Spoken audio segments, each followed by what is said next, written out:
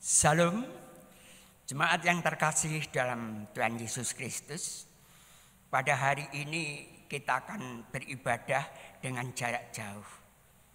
Mengingat situasi dan kondisi pada saat ini, kita memaklumi akan adanya hal seperti ini.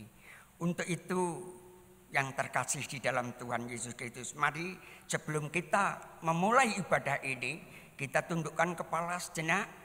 Mari kita akan memulainya dengan tunduk kepala sejenak.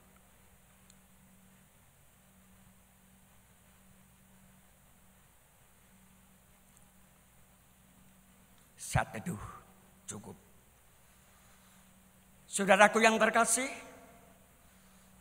memasuki minggu kelima Prapaskah ini, marilah kita beribadah kepada Tuhan dengan memuliakan namanya dalam nyanyian Kidung Jemaat 10 bait pertama dan kedua, Pujilah Sang Raja.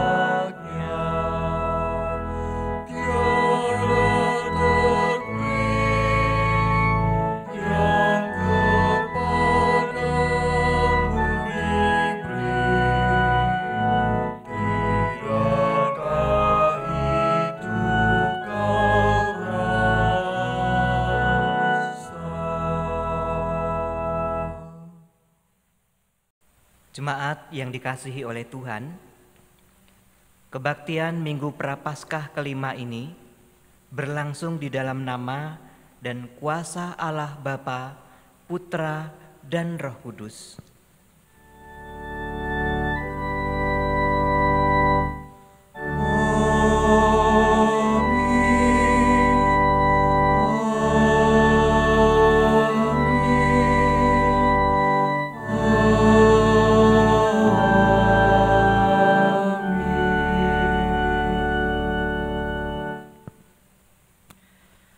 Tuhan beserta saudara, kini dan selamanya. Kehidupan manusia itu tidak terlepas dari berbagai macam penderitaan dan peristiwa duka. Seringkali kita tidak memiliki kemampuan untuk mengatasi berbagai macam persoalan itu, sehingga terasa begitu berat dan sulit untuk diatasi. Kesulitan mengatasi persoalan dan beratnya penderitaan yang harus ditanggung dapat menimbulkan sikap pesimis, frustasi, dan bahkan tidak berdaya. Berbagai penderitaan dan peristiwa duka dapat membuat seorang bersikap menyerah, kalah, dan tidak memiliki semangat hidup untuk bangkit dari keterpurukan. Saudaraku, untuk memasuki minggu Prapaskah kelima ini, umat diajak untuk belajar percaya pada kuasa Allah yang mampu membangkitkan yang sudah mati dan memberi kekuatan baru untuk tidak menyerah kalah atau terbelenggu oleh berbagai penderitaan dan peristiwa duka.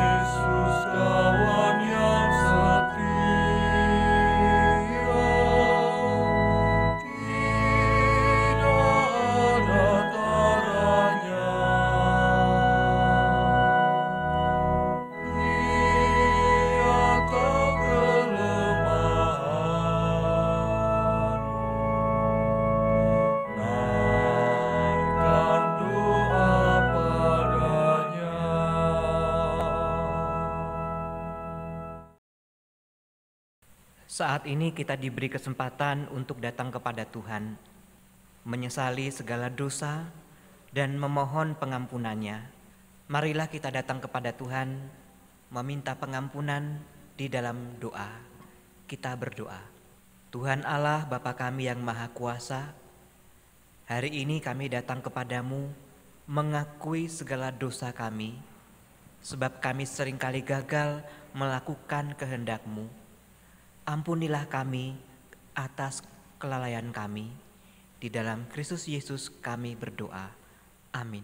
Bagi setiap orang yang sudah datang kepada Tuhan meminta pengampunan, kini terimalah berita anugerah yang akan diberikan kepada kita yang terdapat di dalam kitab Roma pasal 4 ayat 7 dan 8. Demikian berita anugerah bagi kita. Berbahagialah orang yang diampuni pelanggaran-pelanggarannya dan yang ditutupi dosa-dosanya. Berbahagialah manusia yang kesalahannya tidak diperhitungkan Tuhan kepadanya. Demikianlah berita anugerah dari Tuhan. Syukur kepada Tuhan. Damai Kristus besertamu. Dan bagimu juga.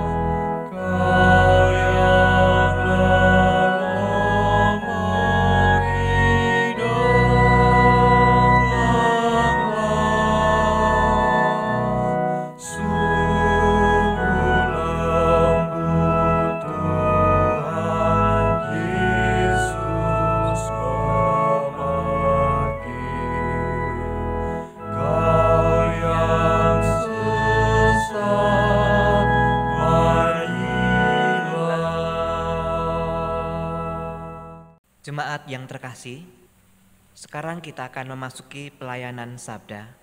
Karena itu marilah kita berdoa, meminta pimpinan Roh Kudus kepada kita semua. Kita berdoa.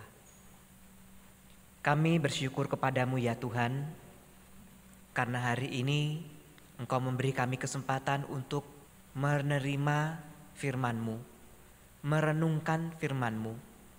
Biarlah Engkau berkenan mencurahkan Roh-Mu yang kudus kepada kami, mengurapi kami satu persatu, agar firman yang akan kami terima pada hari ini sungguh-sungguh menguatkan iman percaya kami, sungguh-sungguh menolong kami untuk dapat merasakan perjumpaan dengan-Mu. Tuhan Allah, berfirmanlah kepada kami, sebab kami siap mendengarnya. Di dalam Kristus kami berdoa. Amin. Firman Tuhan pada hari ini terambil dari kitab Injil Yohanes pasal 11 ayat 1 sampai ayat 45. Kitab Injil Yohanes pasal 11 ayat 1 sampai dengan ayat 45. Demikian firman Tuhan. Lazarus dibangkitkan. Ada seorang yang sedang sakit, namanya Lazarus. Ia tinggal di Betania, kampung Maria dan adiknya Marta. Maria ialah perempuan yang pernah meminyaki kaki Tuhan dengan minyak mur dan menyekanya dengan rambutnya. Dan Lazarus yang sakit itu adalah saudaranya. Kedua perempuan itu mengirim kabar kepada Yesus, "Tuhan, Dia yang Engkau kasihi sakit." Ketika Yesus mendengar kabar itu, ia berkata, "Penyakit itu tidak akan membawa kematian, tetapi akan menyatakan kemuliaan Allah, sebab oleh penyakit itu Anak Allah akan dimuliakan." Yesus memang mengasihi Marta dan kakaknya dan Lazarus. Namun setelah didengarnya bahwa Lazarus sakit, ia sengaja tinggal 2 hari lagi di tempat di mana ia berada. Tetapi sesudah itu ia berkata kepada murid-muridnya, "Mari kita kembali ke Yudea." Murid-murid itu berkata kepadanya, "Rabi, baru-baru ini orang-orang Yahudi mencoba melempari Engkau. Masih maukah Engkau kembali ke sana?" Jawab Yesus, "Bukankah ada 12 jam dalam satu hari? Siapa yang berjalan pada siang hari, kakinya tidak terantuk, karena ia melihat terang dunia ini. Tetapi jikalau seorang berjalan pada malam hari, kakinya terantuk, karena terang tidak ada di dalam dirinya." Demikianlah perkataannya, dan sesudah itu ia berkata kepada mereka, "Lazarus, saudara kita, telah tertidur. Tetapi aku pergi ke sana untuk membangunkan dia dari tidurnya." Maka kata murid-murid itu kepadanya, "Tuhan, jikalau ia tertidur, ia akan sembuh." Tetapi maksud Yesus ialah tertidur dalam arti mati. Sedangkan sangka mereka, Yesus berkata tentang tertidur dalam arti biasa. Karena itu Yesus berkata dengan terus terang, "Lazarus sudah mati.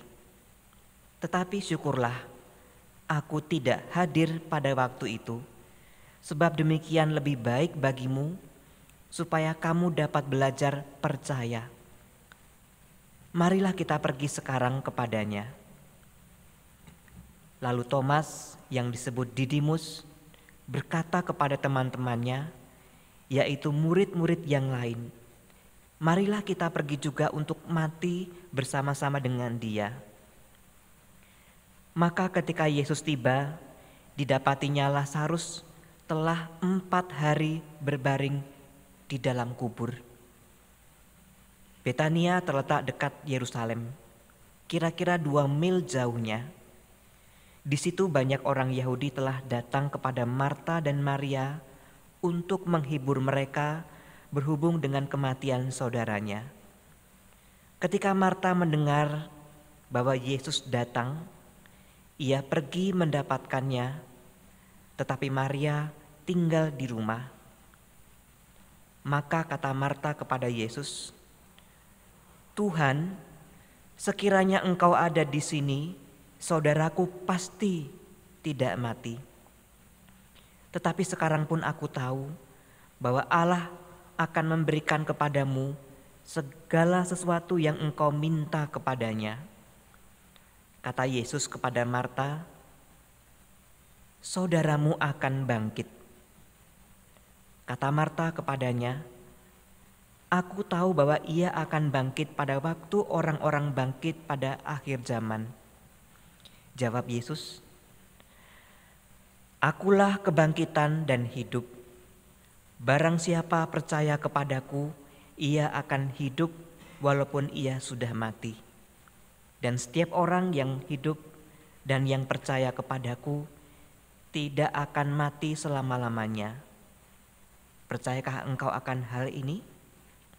Jawab Marta, "Ya Tuhan, aku percaya bahwa Engkaulah Mesias, Anak Allah, Dia yang akan datang ke dalam dunia." Dan sesudah berkata demikian, ia pergi memanggil saudaranya Maria dan berbisik kepadanya, "Guru ada di sana dan ia memanggil engkau." Mendengar itu, Maria segera bangkit lalu pergi mendapatkan Yesus. Tetapi waktu itu Yesus belum sampai ke dalam kampung itu. Ia masih berada di tempat Marta menjumpai dia. Ketika orang-orang Yahudi yang bersama-sama dengan Maria di rumah itu untuk menghiburnya melihat bahwa Maria segera bangkit dan pergi keluar, mereka mengikutinya karena mereka menyangka bahwa ia pergi ke kubur untuk meratap di situ. Setibanya Maria di tempat Yesus berada dan melihat dia, tersungkurlah ia di depan kakinya dan berkata kepadanya, "Tuhan, sekiranya engkau ada di sini, saudaraku pasti tidak mati." Ketika Yesus melihat Maria menangis dan juga orang-orang Yahudi yang datang bersama-sama dia, maka maskullah hatinya. Ia sangat terharu dan berkata, "Di manakah kamu baringkan?" Jawab mereka, "Tuhan, marilah dan lihatlah." Maka menangislah Yesus. Kata orang-orang Yahudi, "Lihatlah betapa kasihnya kepadanya." Tetapi beberapa orang di antaranya berkata, "Ia yang memelekkan mata orang buta, tidak sanggupkah ia bertindak sehingga orang ini tidak mati?" Maka masgulah pula hati Yesus. Lalu ia pergi ke kubur itu. Kubur itu adalah sebuah gua yang ditutup dengan batu. Kata Yesus, "Angkat batu itu." Marta, saudara orang yang meninggal itu, berkata kepadanya, "Tuhan, ia sudah berbau, sebab sudah 4 hari ia mati." Jawab Yesus, "Bukankah sudah kukatakan kepadamu, jikalau engkau percaya, engkau akan melihat kemuliaan Allah." Maka mereka mengangkat batu itu. Lalu Yesus menengadah ke atas dan berkata, "Bapa, aku mengucap syukur kepadamu karena engkau telah mendengarkan aku. Aku tahu bahwa engkau selalu mendengarkan aku, tetapi oleh karena orang banyak yang berdiri di sini mengelilingi aku mengatakannya, supaya mereka percaya bahwa engkaulah yang telah mengutus aku." Dan sesudah berkata demikian, berserulah ia dengan suara keras, "Lazarus, marilah keluar." Orang yang telah mati itu datang keluar, kaki dan tangannya masih terikat dengan kain kapan dan mukanya tertutup dengan kain peluh. Kata Yesus kepada mereka, "Bukalah kain-kain itu dan biarkan ia pergi." Banyak di antara orang-orang Yahudi yang datang melawat Maria dan yang menyaksikan sendiri apa yang telah dibuat Yesus percaya kepadanya. Amin. Jemaat yang dikasihi oleh Tuhan Yesus, demikianlah Injil Yesus Kristus. Yang berbahagia ialah mereka yang mendengarkan firman Allah dan yang memeliharanya. Hosiana.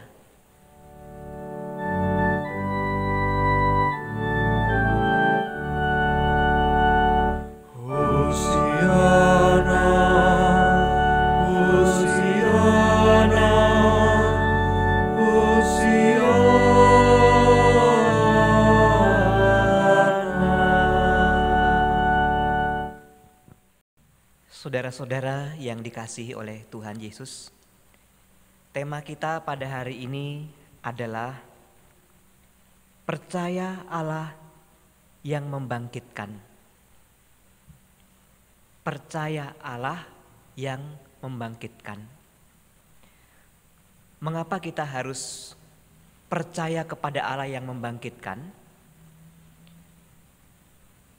Karena banyak kali kita ini menghadapi berbagai macam pergumulan, berbagai macam tekanan, berbagai macam penderitaan. Kadang ketika menghadapi berbagai macam tekanan, pergumulan dan penderitaan, kita jatuh, kita menjadi goyah, kita kehilangan rasa percaya diri dan tak berdaya. Menghadapi berbagai macam situasi, kita seperti tak mampu berbuat apa-apa.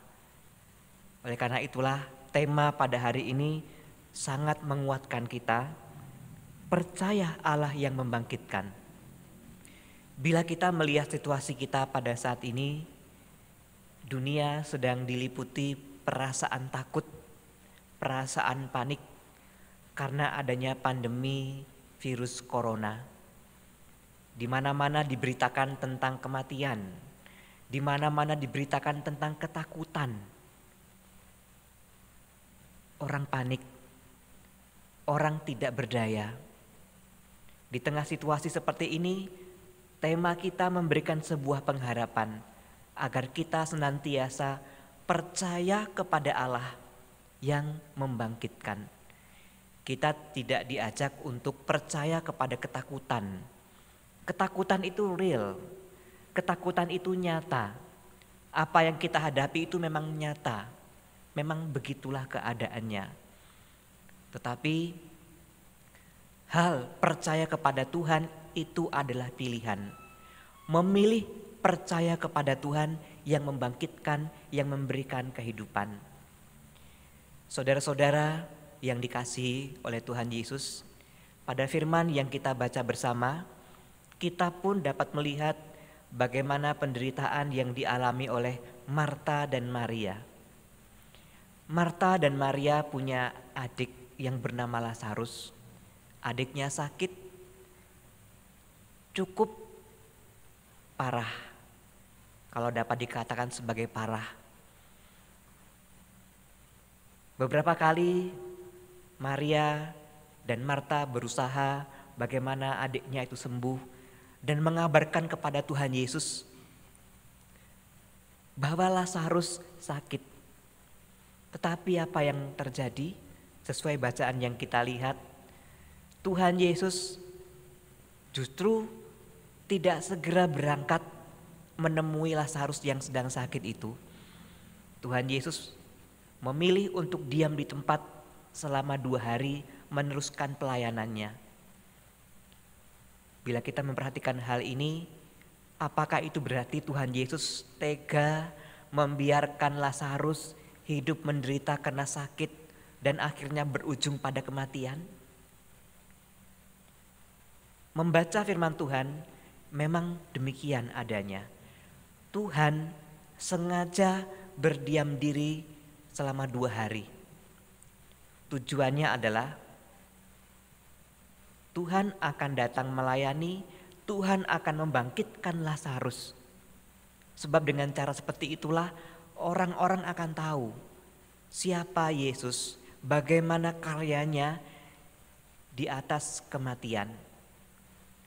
Tuhan Yesus berdiam diri 2 hari dan baru sampai di sana ketika jenazah Lazarus sudah berbaring 4 hari di dalam kuburan. Saudara-saudara yang dikasihi oleh Tuhan Yesus, lewat peristiwa membangkitkan Lazarus, Tuhan ingin menyatakan kemuliaannya. Lewat penderitaan yang terjadi dalam hidup kita, Tuhan pun ingin menyatakan kemuliaannya. Lewat penderitaan yang terjadi, yang kita alami secara pribadi ataupun bersama, Tuhan ingin menyatakan kemuliaannya. Ada sesuatu yang hendak disampaikan Tuhan Yesus kepada kita semua, agar kita percaya kepada Allah, sumber kehidupan, sumber kebangkitan, agar kita tidak larut di dalam ketakutan, kepanikan karena berita-berita kematian akibat virus corona ini. Jemaat yang dikasihi oleh Tuhan Yesus, beban penderitaan yang kita alami dalam hidup ini, pergumulan yang kita hadapi, kadang-kadang kita merasa Tuhan meninggalkan kita sendirian. Tuhan membiarkan kita dengan segala ketakutan kita. Dan itu yang terjadi dengan Marta dan Maria. Ia seolah dibiarkan sendiri menghadapi semua. Ia seolah dibiarkan dengan keadaannya itu dan berujung pada kematian. Ketika kita mengalami penyakit, penderitaan, juga seperti pandemi virus kali ini, Tuhan sepertinya berdiam diri, membiarkan seisi dunia ini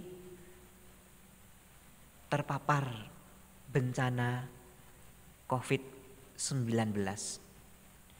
Tuhan seperti berdiam diri.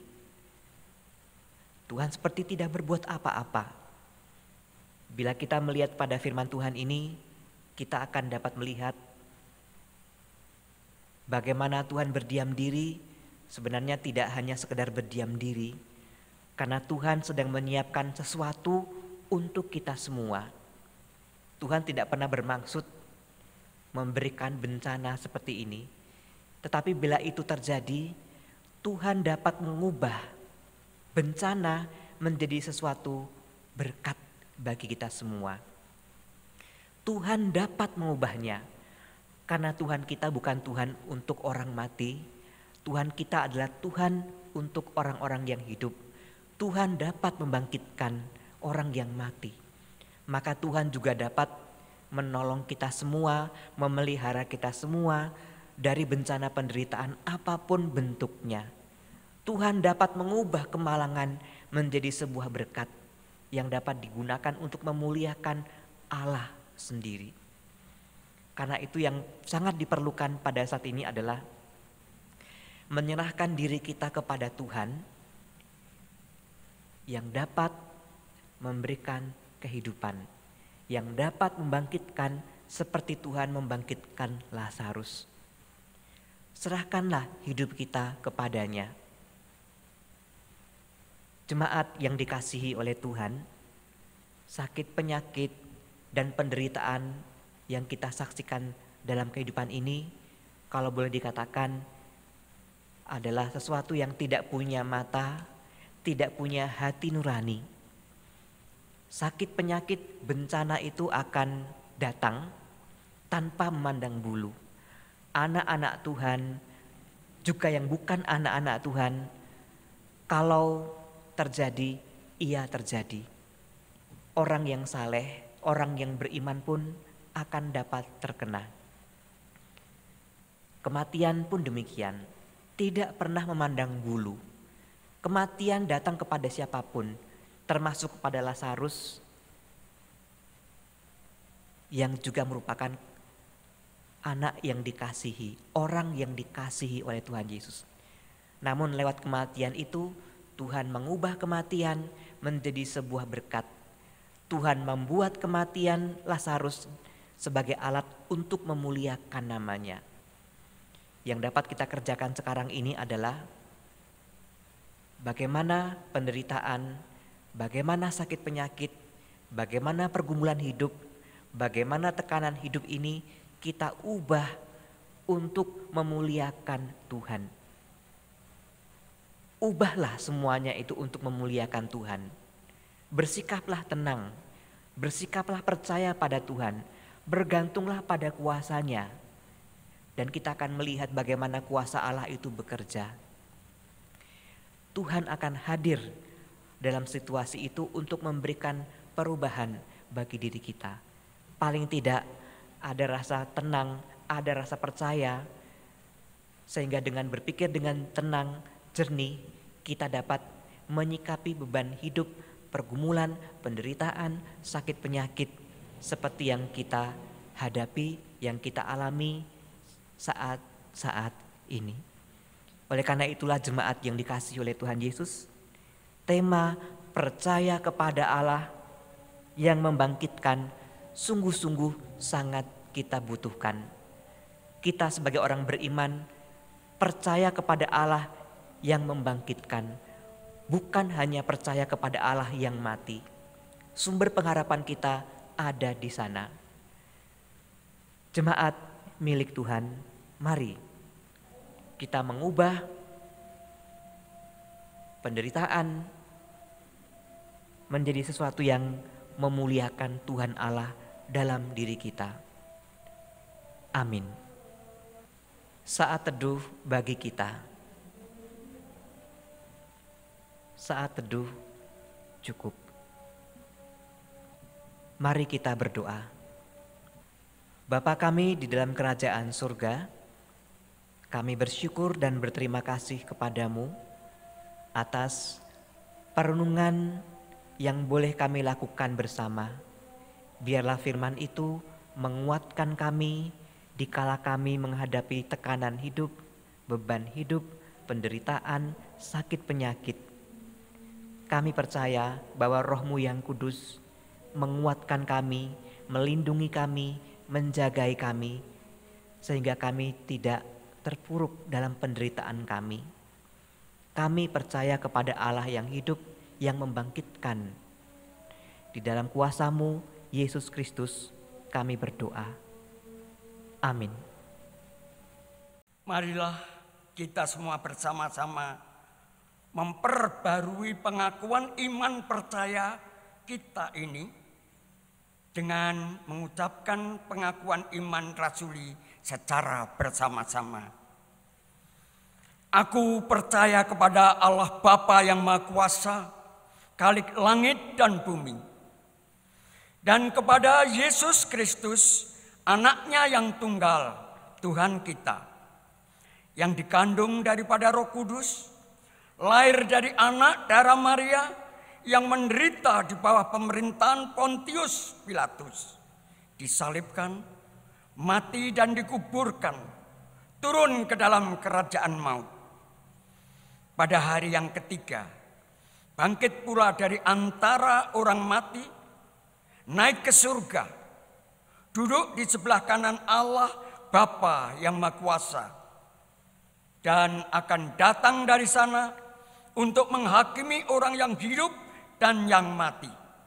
Aku percaya kepada Roh Kudus, gereja yang kudus dan am, persekutuan orang kudus, pengampunan dosa, kebangkitan daging, dan hidup yang kekal. Jemaat yang dikasihi oleh Tuhan, kini tibalah kita di akhir ibadah kita. Marilah kita bangkit berdiri, arahkanlah hatimu kepada Tuhan. Kami mengarahkan hati kepada Tuhan.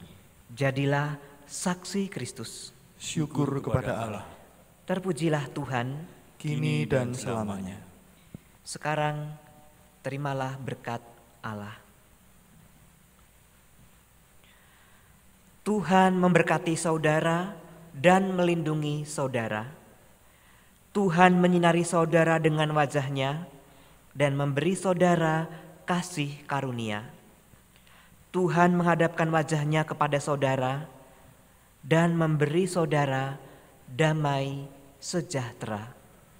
Amin. Amin.